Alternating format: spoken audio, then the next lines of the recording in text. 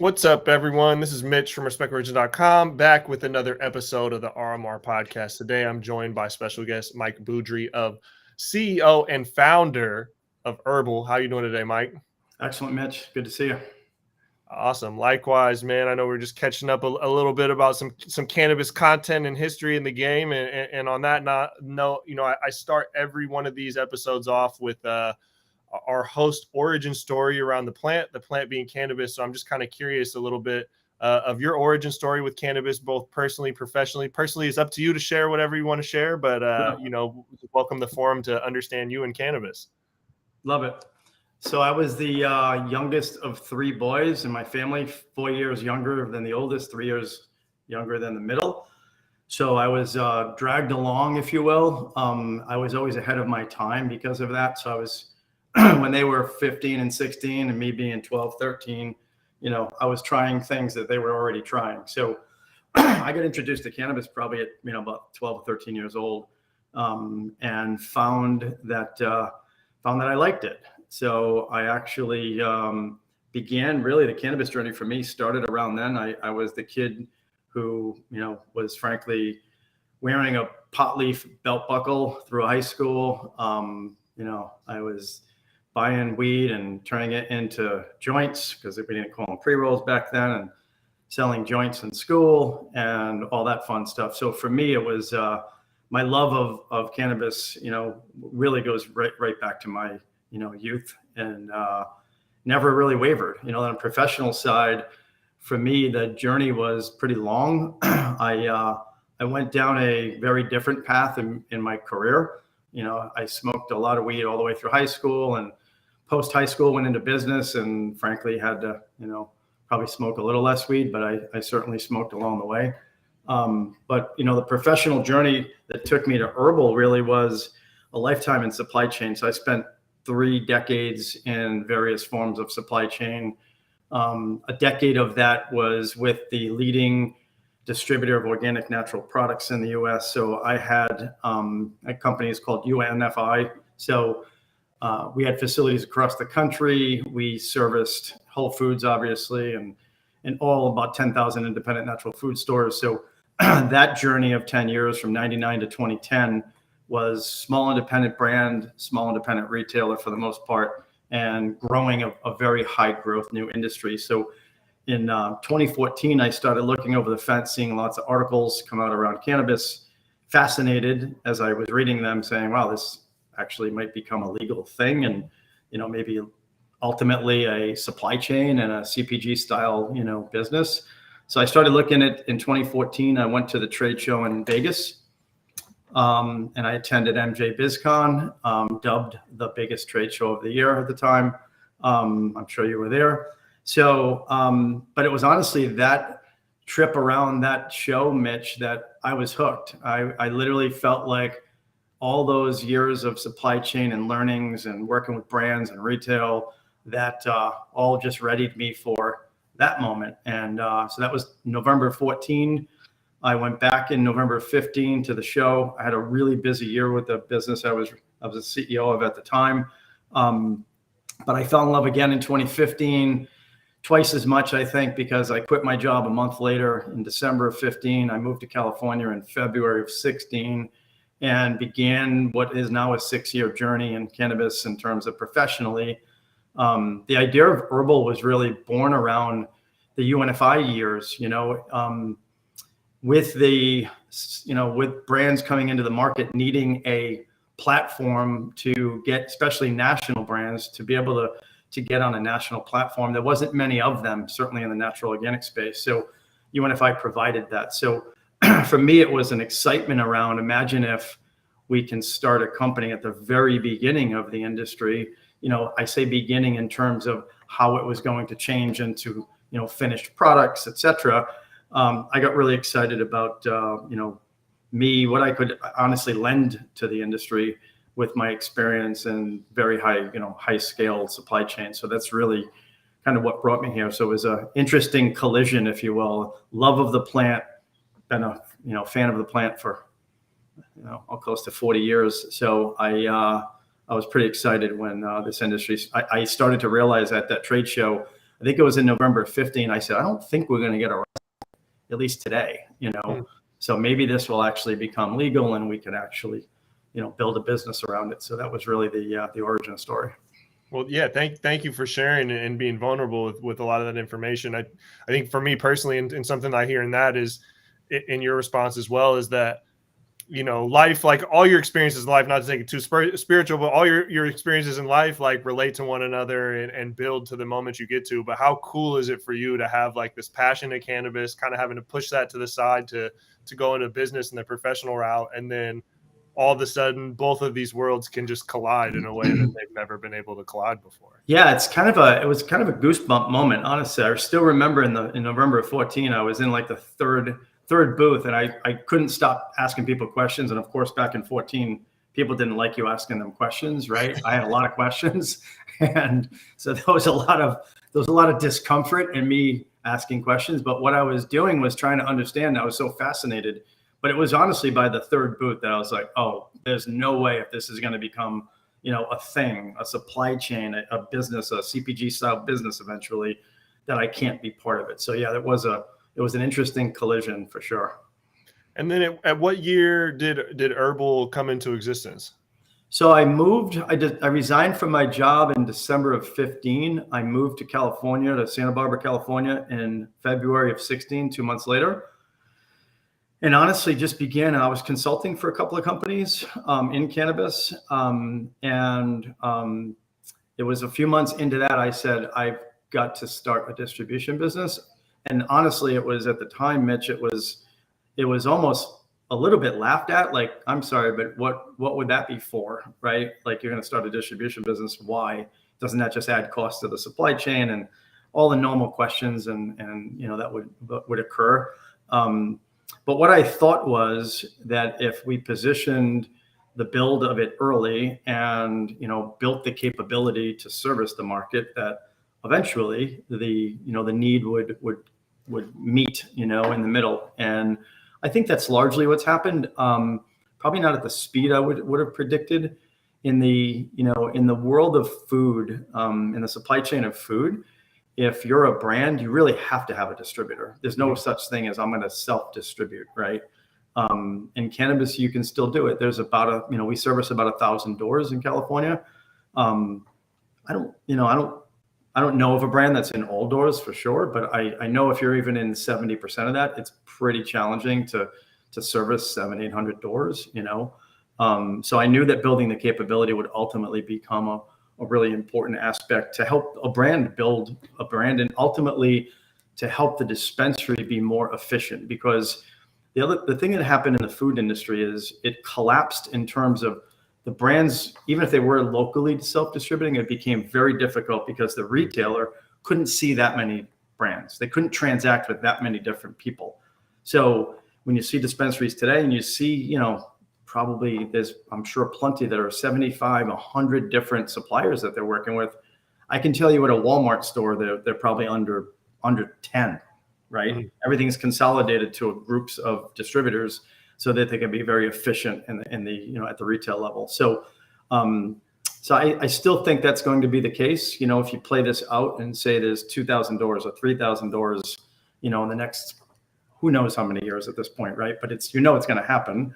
It's going to be very challenging for each and every brand to say, I'm going to self-distribute to 3,000 locations in California. So the distribution platforms that are being built and that have been built like HERBL will become a very important aspect of how a brand goes to market and how a retailer, frankly, is very efficient at retail. Absolutely. And that's, you know, I live in Washington, but I do a lot of work and have a lot of clients in California. So, you know, the sheer population and geographic size of California presents this glaring need for distribution, whereas opposed in Washington, it's self-distributed. Maybe you have people that do distribution in terms of just the deliveries of products to take that ease off of smaller operations. But you're absolutely right. There's this inevitable future as cannabis matures and becomes a CPG good. I'm from the culture. I know there's a clash oftentimes between, you know, the business world and the culture. Sure. I think people need to wrap their heads around. There is an inevitable end game, or it's going to start looking a certain way as it gets down to the end game. And I think you're absolutely right of understanding how fragmented this industry is from the self-distribution standpoint to the retail standpoint of I can't converse. If I'm trying to do my job as a buyer and fill inventory and look at data, and I have people coming in 24/7, blowing the email 20, it's much easier to deal with smaller batches. Like you said, if a Walmart, who's the the pinnacle of wide scale product offerings and distribution at a wide scale level, I think there is definitely some things that the culture and the industry can learn from these established business models. Yeah. And it's interesting, Mitch, because people will say to me like, well, you're from Rhode Island, Mike, why didn't you start there? And I think it's a classic example of your point of there's, I believe, 5 dispensaries in Rhode Island today. And I think with the new adult use legislation, they would just pass as the 19th state. I think there's going to be 5 more. We can't set up a distribution business to service 10 doors, right? So when people come to us and we have conversations about representing their brand, they'll say, well, I'm still not sure I need a distributor. And I say, well, how many stores are you in? 70. How many do you want to be in? I don't make enough to be in more than 100. I said, look, you can do it yourself, actually. What you can't do, I shouldn't say can't. What is very difficult to do is service 1,000. You have to kind of build what a distributor would build. The infrastructure, the technology, the people, the SOPs. But I think there's going to be an absolute need as this progresses. And I am very anti-corporate. Although I worked in a really large company, I think I was always the person at the end of the table, so to speak, who was the anti-corporate voice. So when I talk about, bringing things to look like a Walmart at their back door, it's not to be corporate, it's to be efficient, because the dispensaries today are going to have to be efficient, and efficiency comes in. I'm making the number up, but I buy from 10 distributors, and I'm making numbers up, but from 100 brands, I get 10 distributors, and that's how I conduct my business. I use my data to support my assortment. And these are the groups that I use. It's very efficient. They drop a pallet. I receive it a certain way. And, that's where I think this will go eventually.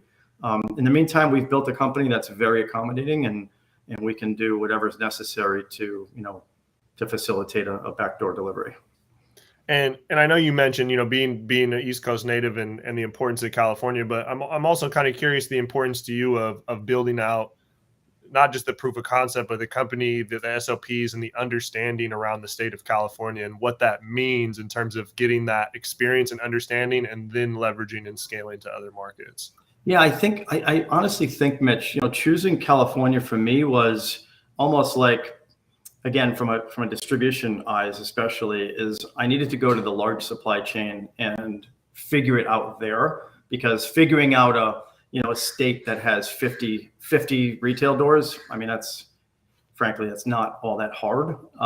It's pretty complicated with geography and the size of California and the complexity of it all. And the fact that it's, 1996 is when it went, medically legal. So I knew that building something that could scale was very, very important. And the neat part is I was super fortunate to, surround myself with folks who've done both cannabis for a very long time, for decades, specifically in California, and folks with my, supply chain background. So we've got this hybrid team that really understands the plant, really understands, the legacy aspect and the respect for the legacy piece of this, but also really understands how to scale. So when we built this, we've truly built it. We call it rinse and repeat, but we could rinse and repeat this across the country. It's what I personally did for, a decade of my life when I was at UNFI. We opened facilities across the country, opened up new markets, stood up new facilities, et cetera, et cetera. So that is a muscle that the company has, done extremely strong in the past. And the way in which we've built HERBL is so that it's repeatable. Now, full well that the regulatory schemes are very different state to state. So it's not like it's a plug and play into another state with HERBL's model as it is. In 2021, in June of 21, a year ago, we merged the two companies of Blackbird and HERBL together.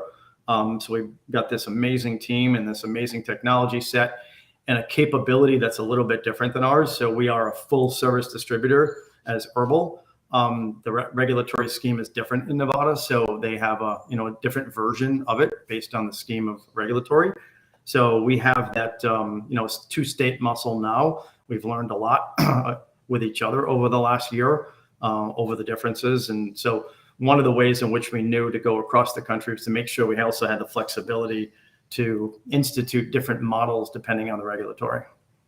Absolutely. And what are some of the similarities, sorry for that, similarities that you're seeing between Nevada and California? Obviously, are different markets culturally, the tourism is a little bit different in each of those states. So that makes the end consumer a little bit different. But what are some of the similarities that seem to pop up between each state? I'd say that the probably the most basic thing that's similar is if you visit the stores, yes, different brands, different product, but format wise, the types of products they carry and the way in which they sell them, the way in which they merchandise them, we see a lot of similarities. Though, I think it gets different clearly in states that don't have, they have packaging regulations that require certain things that you can't make them look like a regular CPG product, et cetera. But I think the similarity to Nevada is actually they're very similar. Other than the regulatory is prevent certain things. So, for instance, in Nevada, you can only hold product at distribution for 72 hours, and a classic distributor is keeping 2, 3, 4 weeks of inventory on hand to support the business. And so that's a change in which they had to build tech to support that. So the tech's built so that they can pick it up from the supplier, the manufacturer, and get it to the dispensary in a very short time, typically same day, or next day. So that's a muscle that was built there for that specific reason. And there's other states that are similar in regulatory. So it's something that we can actually plug into other markets. And is that for you guys, like future growth is where the regulations kind of match up the easiest, kind of make the sense for the next target? Yeah. For instance, Mitch, we wouldn't go to a state that's a full vertical. If we have to grow it, manufacture it, retail it, that won't be our model, So it really needs to be in states that have a supply chain that has segments to it, like California. So I think ultimately there'll be plenty of them. Early on, I think the way in which a lot of states have chosen to roll out their regulatory is based on what they sense as a sense of control. So there's a bunch of states that feel like a vertical is the easiest way because Mitch owns the grow, Mitch owns the manufacturing facility, Mitch owns the retail, and Mitch owns the delivery service. So I think there's a bit of that. That'll, my opinion, that'll loosen over time. And I think states will probably adopt a more, I'd say the more sophisticated from a supply chain perspective is California. There isn't many industries that truly are vertical, like I just described, and using Florida as an example. So I think over time you're going to see states as they come on, right, adult use. I think you'll see some adoption, something probably a little more similar. New York is similar to California as an example. I think Jersey has a lot of similarities. So there are states certainly coming on that are more similar. And there's plenty of states to go. And the hope is that they adopt a supply chain, that looks a little bit more like California. Yeah. I think it's definitely state by state. Everyone does something a little bit right, a little bit wrong. And these new states coming online, I mean, they got the luxury of picking, and sometimes they do a decent job. Sometimes not. Yeah. Make some poor decisions. Sometimes it's really bad. But I think that's that's government in general. They definitely don't shoot 100%. Something that you mentioned that stood out to me in a couple minutes ago was that importance to you of having that leadership and that ear of people that understand the plant and the culture and just cannabis, and then also understanding business. There's so many times in this space, I kind of touched on earlier, there's just this war between the culture and business. And some people think it has to be 100% this way, 100% this way. I obviously, again, that inevitable future is some sort of marriage between the two. And I think the brands that whether it's ancillary tech support or flower touching, the brands that understand that are the ones that really do a great job. And two of the ones I know you guys distribute for them in California, Cookies and Jungle Boys are two of the largest brands, if not the largest brands in cannabis as far as a brand side. but also they clearly, they're clearly from the culture, have their hand on the culture. So I'm just curious, kind of your thoughts on those two brands and what it's been like thus far working with them. I think you hit it right on the head. They are from the culture, and they've, I think they're two of, a small amount that have truly broken out, and became more clearly Cookies, with how many states they're in, and Jungle Boy's now pushing into other states, clearly how mainstream the names become, but in a really good way, right? It's not in a classic CPG, naming convention where it got popular by design of the reach of the brand. They both got, I think, very popular by design of, who's at the helm of the companies and the culture of the companies, the quality of the flower, the genetic selection, and et cetera, et cetera. So I think they've done all the things right to be able to become a national, well-known brand. I think HERBL's role in the supply chain, any distributor role, is really as a support of the brand. We really do sit in the middle as a servant to both the dispensary and the brand partner. And if we do our jobs well, which we do most days, then that's really where we hit the sweet spot. We're providing, this access and reach for a brand to get out to, and really touch the market and execute into market. And then from a dispensary perspective, our job is really to sit and bring those best in class brands to them. Certainly with the data that we have, we purchase some data, syndicated data, and then we have a good amount of our own data. We've been operating for almost 4 years now.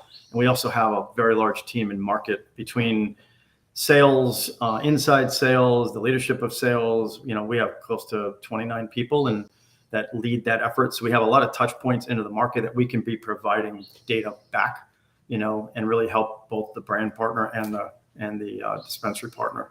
But it's been a great journey working with brands that really have that legacy respect, well-deserved legacy respect. Absolutely. And those, those are also some of the brands. There's a couple other ones out there that drive consumer demand, in the cannabis space. High THC, price, those are definitely the main drivers for consumer purchase behavior. But there's also this aspect of brands, two of the ones we mentioned, and there are also some others that actually require, from my end of looking at the data of web searches and stuff, what search query that has a brand name, it actually results in landing on a menu. There's not a ton of them out there. From your perspective of being that middleman between retail and brand, how much of it do you feel like is on the retail requesting what brands there's consumer demand for versus ones that just kind of fit the right price point and the right product that the kind of consumer wants? That, no disrespect to the brand, but you could kind of, the brand secondary, right, to the other aspects. What's your thoughts on kind of that? I think there's certain categories, Mitch, that a brand can be a bit secondary. I ultimately think the brands will win, meaning that it'll become the most important thing. Just like CPG. I mean, that's just the way you don't go in and say, I have a cheaper product with a higher strength, therefore I can win. You can't do that in CPG. I'd say in the meantime, it's still in the early innings here. I think they're certainly, and that is the problem with, brand spends a lot of money and they spend a lot of effort, and they can get upended in a death by 1,000 cuts of a bunch of folks who are bringing product to market, at a cheaper price, maybe similar quality, maybe a little bit better, maybe a little bit higher THC, maybe the same THC, but it's really challenging for a brand to hold their position in this market when the entrance to market is actually not that difficult. Not that difficult, meaning I can put a flower in a pouch and I can run to market. And I know 50 doors and I can therefore build a brand, right? And that's a bit of that mentality. So when I say death by 1,000 cuts, yes, the brand's extremely important and that importance is growing. But if someone comes in and says, I have a flower that's a bigger nug than that, higher THC, and $1 cheaper per eighth, there's a very good chance that that's going to get slotted.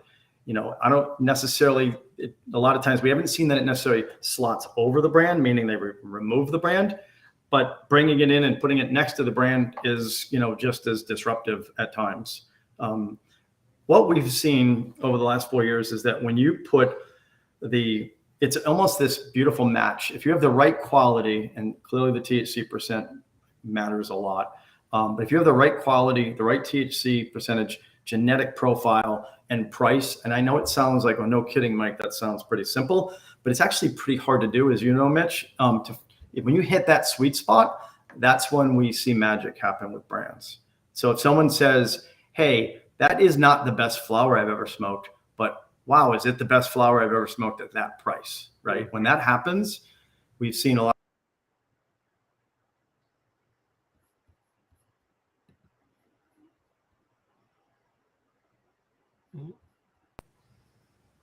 Nope, you there, Mike?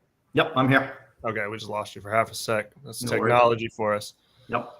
No, that was a great answer, and I think also, because that's another one of those conversation pieces that I think people kind of lean on. Brands matter more than anything. Brands don't matter, and I think you're right. Like, it is in a CPG space, like, brands do matter no matter the product, and even if you are the lower cost, right? No one's brand offering is brand secondary, where price and whatever that might be why you like the brand, but that name, that logo, that packaging becomes understood, whether we're talking about soap, whether we're talking about liquor, whether we're talking about cannabis. It doesn't matter. Still having a brand that's identifiable, and when you see it, you understand what it stands for, whether it is hype, best quality, luxury, or it is the cheap stuff. It doesn't really matter. No, we make that I think you're spot on, Mitch. And if using a food aisle as an example, you don't go to in Whole Foods, you don't go to the yogurt section and every week see 6 new yogurts, like, oh, there's a Greek yogurt at a lower price, right? It's not the way it works. They establish those brand partnerships and they lean in behind those brands. And if the brand fails, it's because they've given it the chance, they've given it the platform, and they've given it the push. And when they fail, they take them out and they put something else in its place, but it's going to be a minute, I think, before cannabis acts in that, I'll say methodical fashion. And I get it. There's so many options, right? A dispensary gets rained on any given day with options, and they're trying to constantly, and it's a really difficult business and hard to make money. So they're trying their best to lean in and say, hey, I've got to make good decisions and good buying decisions for my store. And I think that they're doing the best they can given the very difficult environment, Absolutely. And someone, something that I learned, I feel like in the legacy side of things, is that consistent relationship and supply chain will outweigh the person that's consistently chasing for a deal. Not necessarily the consumer, right? I mean, if you're trying to satisfy that consumer, that's a hard consumer demographic to satisfy. But as a retailer, as an outlet, a distribution outlet, having those relationships pays dividends over time, as opposed to, let me switch up to this brand because I can get a pound for $300 cheaper, or whatever. That consistent 100%. switch is not sustainable. Yeah, by the way, it's interesting, Mitch, because that's really how mature supply chain. You just described a mature supply chain as well. So what happened in the legacy market, right? They're like, well, Mitch isn't the price necessarily that a person before came in, but Mitch is here every Thursday. He has fireweed every time. He's got good pricing. I can make good money on the stuff I buy from him. I like Mitch. That's actually how big, large scale supply chains work. The companies like Costco, for years I worked with Costco. Costco, their selection process isn't just the brand. It's also the execution of the person they're working with, the company they're working with. They need to know, as a retailer, I'm going to put pallets out, every day. I need to make sure that you can have that pallet full every day, right? And I think the execution side of this plays a really, really important role. And I think that's, one of the things that HERBL can help do, is facilitate that execution and be consistent, with the footprint that we have, the truck count that we have, the people that we have, the technology that we have. That's really why it's all built. And outside of that consistency in that relationship, what are some of those other things that whether they're already or there, or still kind of need some time to mature and come to the space, but what are some of those elements you feel like that are going to help kind of bridge that gap between the retailer and the brands? Data, for sure. I think data is grossly underused today. And I think it's because everyone's busy, I mean, as silly as that sounds, it's actually the truth. I think data is one of those things you've got to stop, scrub it, look at it, beat it up, argue with it, and then make decisions from it. And that's a process, you know.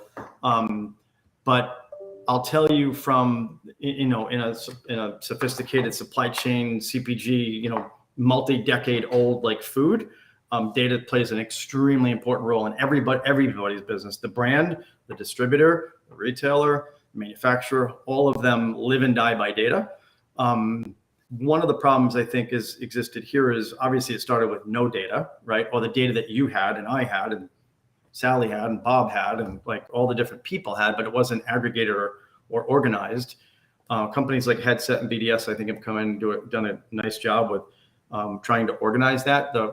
The problem in the early innings here, and we saw the same thing in the natural foods channel. In the natural foods channel, there's a software, there's a data company called Spins, and that's, you know, that's how the natural channel gets a peek into how the market's doing and by category. So very similarly, early on when Spins rolled out, the data was, I'll say, directionally accurate, and it got better over time. And that's what I think we're seeing here. All data companies use a sampling. They don't have 100% of the market. Mm-hmm. So that sample, as you know well, Mitch, in this industry can be pretty different. If you've got X stores in the South, X stores in the North, and X stores in San Diego, and you're starting to pool that info and then trying to extrapolate saying this is the market, not necessarily. So I think, again, it's getting better, but the use of it, I think, has to improve a lot for, you know, decisions like assortment. I think a very basic thing that, you know, a retailer does in food is they're constantly understanding their assortment, and their assortment isn't picked by price. It's not because Mitch came in and said he has similar weed as Mike for $200 less a pound. It's picked because they look at the data and say that brand does indexes really high for that category, you know, in this particular region, and therefore I need to carry it in my store. So in the world of food, we used to look at things like and say the top 10 items we would look at in a particular region, and then we'd look at and say what retailer is missing the top 10. Mm-hmm. So our sales team would be out, you know, helping the retailer, those independent natural food stores, and saying, hey, this is, you know, did you know that number 2, 3, and 4 on the pasta sauce is not in stock? You know, you don't actually slot it, and they're really, these are the best movers in your entire region. So things like that, I think, are coming. We're working on a lot of stuff behind the scenes that'll facilitate that. And I know it sounds like oh, that's big corporate stuff, like, but it actually is just for the betterment of the industry. It's just for efficiency and for good decision making and good profit making, and, you know, so I think these are things that we're helping to facilitate for those reasons, not so we can, you know, corporatize cannabis, because none of us want that. At least no one at HERBL. Yeah, well, like you said, if you're calling someone that they don't carry one of the top movers in that category, it's a way to increase their bottom line. I mean, obviously, You're going to get your piece of it as it goes through, but it's making more money, and that's anyone, you know, as someone that also has a third party business, right, if you will, that supports this industry. The more money my client makes, the more potential money I make, you know. That's right. And so even if I was purely motivated by selfish desires, the recourse of that is who I work with makes more money, because I don't make more money if they don't make more money. It's really about shelf efficiency, right? In a large retailers, you know, they look at a planogram, which basically says this is where all the product is and why by category, and then they make decisions within, you know, each of those categories. I don't think that's going to be terribly different than here, you know, hopefully sometime soon. But I think there's a methodology there that makes good sense. So if you go in and say, do I need to have 30 distillate vape pens, 1 gram distillate vape pens? Probably not, you know, but the data would help you with that. And then it's a bit of a trial and everything. Data is certainly not perfect, but data does help guide those decisions, you know. Absolutely. And that's, you know, I think you hit the nail on the head with saying people are busy in this. You talk to anyone in this industry that, I mean, the industry's growing, every business in this is growing, regulation is constantly changing. It keeps everyone on their toes. Everyone's a startup. Everyone's wearing 30 different hats. And you're right. I mean, it's hard sometimes to sit down. I do it more for my clients. My business partner was just giving me shit for it. We do a better job for our clients than ourselves sometimes. of taking the time to pencil in, look at the data, and make changes based on it. Yeah, so true. So what else does HERBL have on the docket or on the horizon for the rest of 2022 and beyond? HERBL's really focused right now on California and Nevada. We've certainly been peeking over the fence at plenty of other states and have some work done in certain areas. But we're big believers in the 2 states that we're in today. And we're also big believers that there's a lot of opportunity. And we're also very aware of the fact that it's a bumpy road right now, as you know, Mitch, out there. So we also want to make sure we're very careful not to put ourselves too wide and not deep enough, So our focus over at least the rest of 2022 is really continuing to improve in every way, shape, form we can to be a better partner for a brand, a better partner for a retailer. And as we're, and as we build additional technology, tremendous amount of effort and money has gone into technology over the last 4 or 5 years. So we'll really just continue that, and we'll keep a very watchful eye on some other states that we ultimately think will be big opportunities. We don't think they're soon. I look at New York and New Jersey. These were my backyard. I grew up in New England. And I spent my entire life in New England. I worked in New York City. I worked in New Jersey. I know the areas really well. I know the people. I know the culture. I distributed massive amounts of food into New York City for a decade of my life. So these are all areas we know well, and at the appropriate time, we'll begin putting more attention to it. But we think there's still so much opportunity here. We just don't want to go wide and not focus on the what's right in front of us. I love that. Yeah, get it airtight before we start copy and pasting too much. Bingo.